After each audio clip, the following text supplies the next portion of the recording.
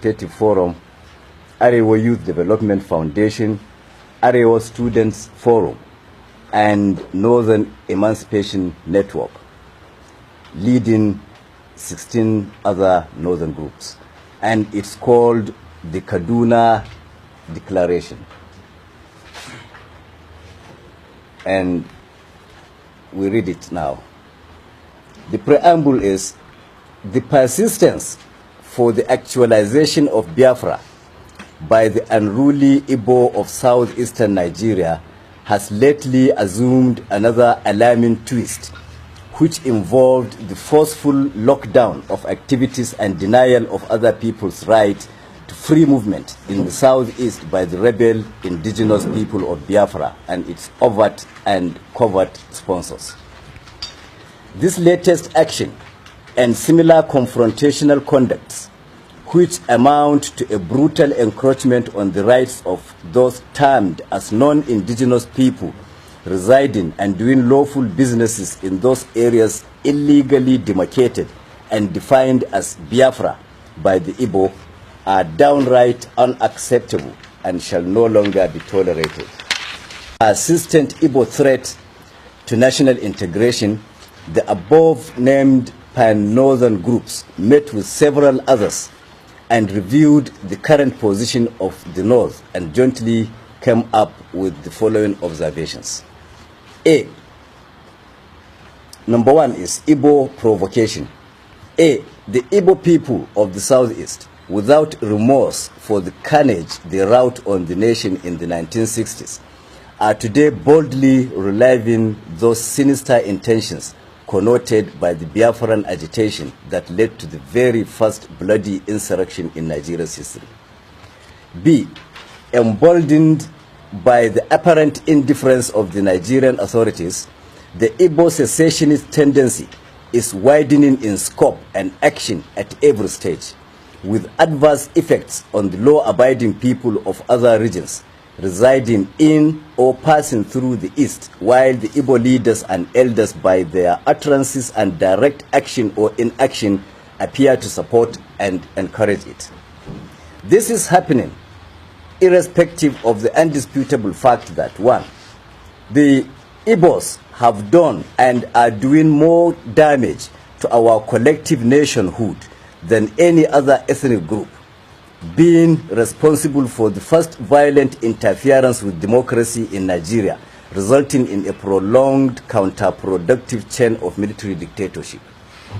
Two, the Igbos similarly orchestrated the first and so far the only civil war in Nigeria that consumed millions of lives and sowed the seed of the current mutual suspicion and distrust.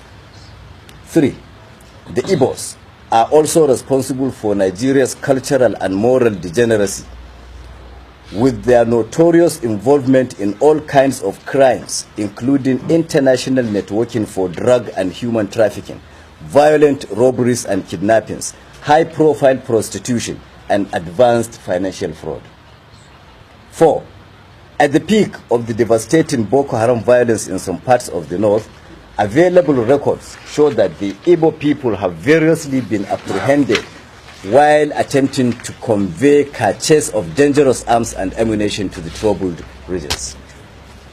5. There are today sufficient reasons to suspect that some Igbos masquerade as Fulani herdsmen to commit violent atrocities across the country in order to cause and spread ethnic disaffection. 6.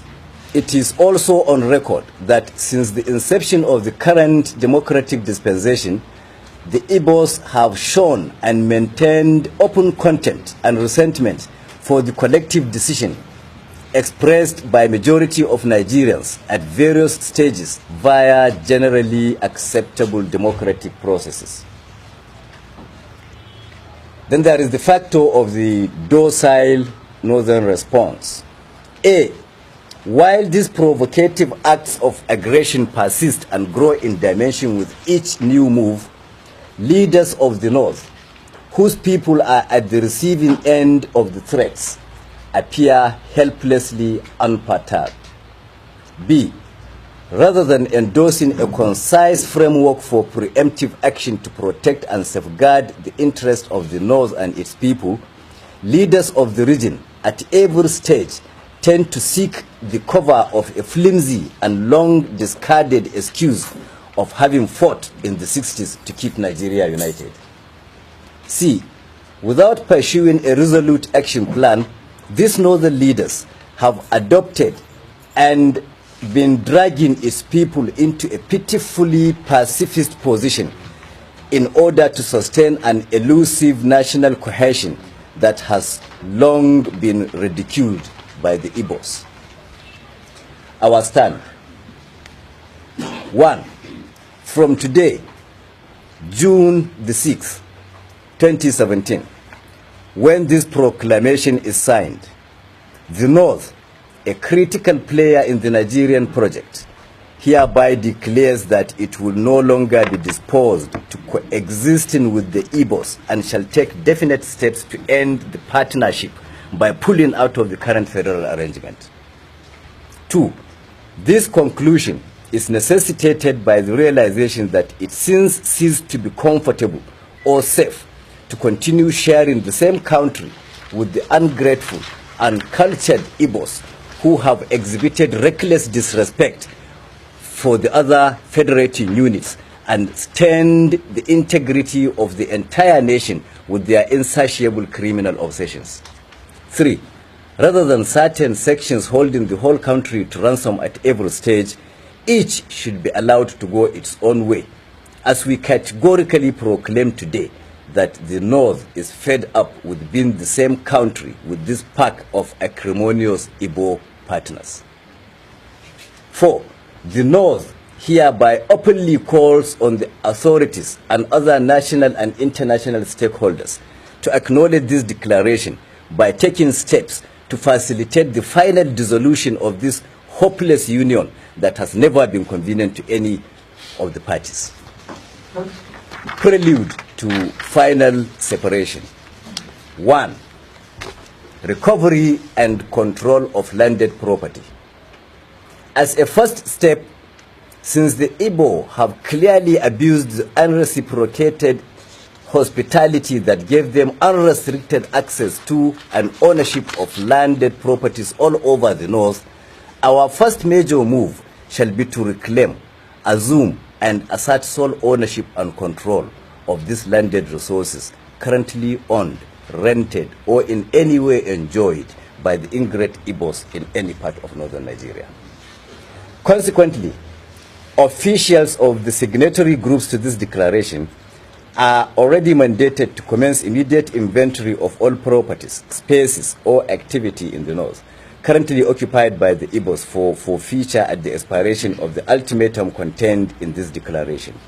In specific terms, the groups are directed to compile and forward an up-to-date data of all locations occupied by any Igbo in any part of northern Nigeria, including schools, markets, shops, workshops, residencies, and every other activity spaces. 2. Relocation notice. Secondly, with the effective date of this declaration, which is today, Tuesday, June the 6th, 2017, all Igbos currently residing in any part of northern Nigeria are hereby served notice to relocate within 3 months, and all northerners residing in the east are advised likewise. 3. Enforcement. All northern civil society and pressure groups are by this declaration mandated to mobilize for sustained coordinated campaigns at their respective state government houses, state houses of assembly, local government council secretariats, and traditional palaces to mount pressure for steps to be taken to ensure enforcement of the directives contained herein. Conclusion.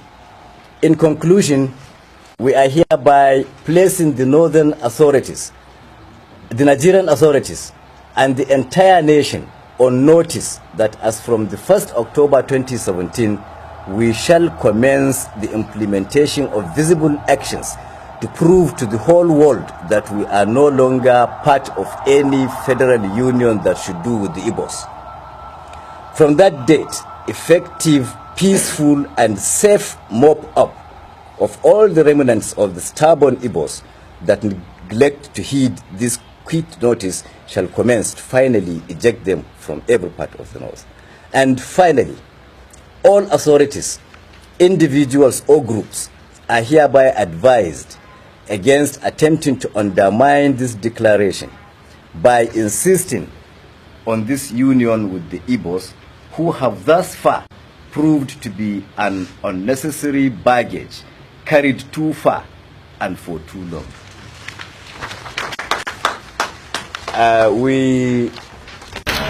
His Excellency Ambassador Chitima Yarima and the House of Services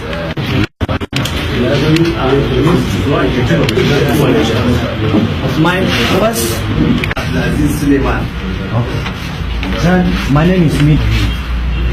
Because of what you just said earlier, you said 16 northern groups. We know as northern to enforce your faith after 3 months.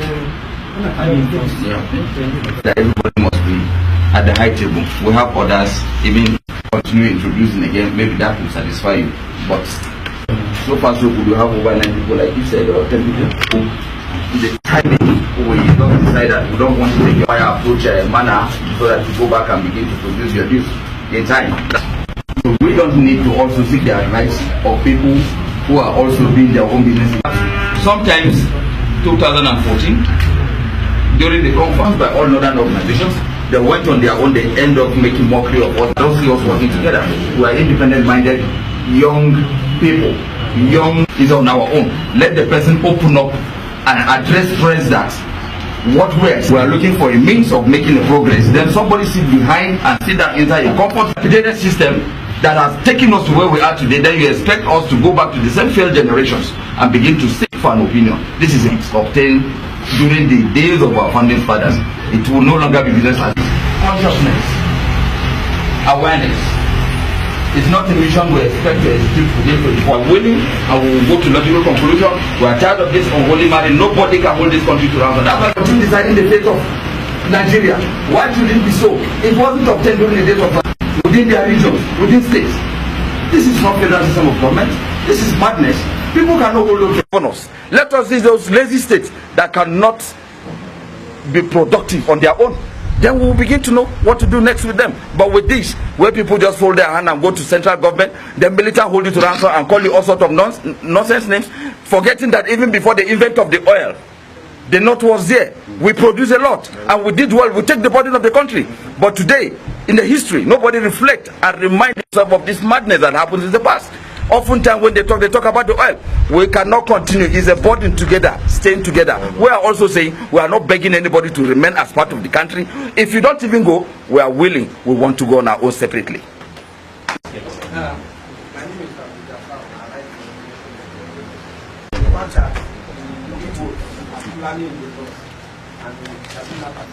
How do you go about when they are fully Okay.